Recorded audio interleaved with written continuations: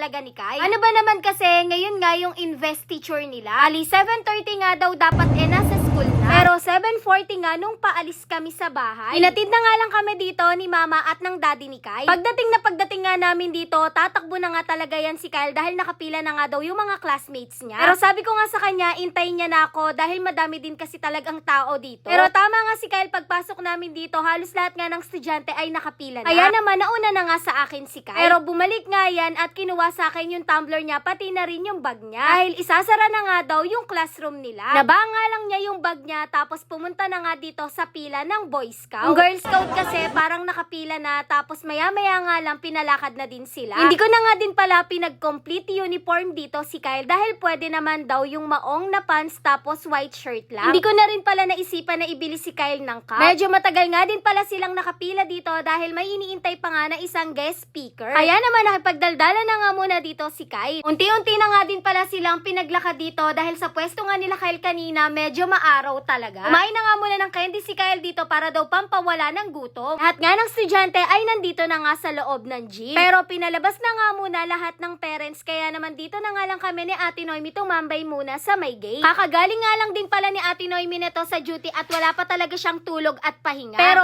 pinilit niya nga talagang maaga umuwi dahil nga igagayak niya sila Ella at Iya. Wala din kasi talagang mag-aasikasa sa dalawa. Mabas na nga muna din kami para magmerienda dahil hindi pa din talaga kami kumakain. Pa naman nalilipasan talaga ako ng gutom, nahihilo talaga ako tapos sumasakit yung sikmura ko. Iwan nga pala ni Kyle yung sobre niya sa room nila, kaya naman pagpunta ko nga dito hinahanap ko siya. Nakuha na pala niya at binigay niya nga sa akin. Itabi ko na nga muna daw at mamaya na nga daw niya ibibigay sa teacher nila. Kaya naman nagintay na nga muna ako dito dahil pwede na rin pala pumasok yung parents dito sa loob. Madami din palang sumali dito ngayon. Aalis na nga sana ako dito pero sabi ko pala ay maya-maya na dahil naglalambi nga itong si Kyle. Inapunta na nga muna sila sa classroom nila para makapagmerienda. Tapos yung nagbabantay na teacher kila Kyle, siya na pala yung naglagay dito ng panyo kay Kyle sa may leeg niya. Basta yun na yun, paano ba naman kasi nagmamadali na din, kaya naman hindi ko na rin talaga na ilagay kay Kyle. Mamaya pa nga talaga dapat to ilalagay, makulit nga lang talaga tong si Kyle dahil yung mga classmates nga daw niya ay meron na. Grade 1, grade 2 at grade 3 nga ay hindi na muna pinagmerienda at pinapila na nga muna dito. Paano ba naman kasi sila na nga yung next sa kinder? Kaya naman iniwan ko na nga muna doon si Ate Noemi at si Iya.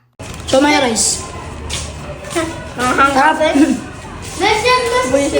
Kaya naman pala hinahanap ako ni Kyle dahil bibili nga daw siya nitong siomay, kaya naman binigyan ko nga siya ng 100 pesos. Tanong ko nga siya kung binigyan ba siya ng baon ng daddy niya. Bigyan nga daw siya ng 50 pesos pero naubos niya nga daw kaagad yon dahil kumain na rin siya at nagmerienda kanina. Hindi na rin pala ako bumili dito, paano ba naman kasi nagbaon nga ako ng tinapay. Kailangan nga kasi talagang magtipid. Bali, tinawagan na nga pala ako ni Ate Noemi dito nung malapit na nga sila Iya. Bali, ako kasi yung magnininang kay Iya. At na rin pala kay Ella, tapos si Ate Noemi naman ay kay Kai. Tawang-tawa nga si Ate Noemi at si Iya dito. Paano ba naman kasi mali nga yung paglagay ko ng cup? Pansin ko na nga lang talaga nung tumatawa sila, kaya naman ito, inayos ko na nga talaga. Nako, tawang-tawa talaga ako dito sa sarili ko. Katapos naman nila Iya, sumunod na nga yung girls ng grade 4, grade 5 at grade 6. Hindi na nga din pala nag-uniform dito si Ella. Nag-white shirt na nga lang yan at maong na pants. Maya-maya nga lang, nag-message nga yung kamami ni Ate Noemi sa kanya. Pag-away nga daw si Kyle at may sugat nga daw sa mukha. Kaya naman hindi na talaga ako nakapagninang kay Ella at pinuntahan ko nga kaagad si Kyle dahil kabang-kaba talaga ako na naiiyak pa. Pagpunta ko nga sa pila nila, nakita ko nga kaagad si Kyle. Tinawag ko nga kaagad dito si Kyle at habang sinasabi nga sa akin yung nangyari, nanggigilid talaga yung luha niya. Sorry nga kaagad sa akin si Kyle, akala niya kasi talaga magagalit ako. Pero ang una kong tanong sa kanya, anong nangyari at bakit siya may sugat sa face? Yelo ko nga kaagad to, tapos pinuntahan din siya ni Ate Noemi. Rest na nga lang talaga kaming nag-iyakan dito magmami. Hindi ko kasi expect na mangyayari din kasi talaga to. Ali, bumalik na pala dito si Kyle sa pila nila, tapos siya na nga yung nagtuloy na mag-yelo doon sa sugat sa mukha niya. Nina kasi, kitang-kita at sobrang pula. Tapos medyo may magapa, pero ngayon ay hindi na nga masyado. Yun lang muna yung chichika ko sa inyo sa susunod na lang. Ate Noemi nga sana yung magnininang kay Kyle, pero sabi ko nga ako na lang. Dahil tapos na nga sila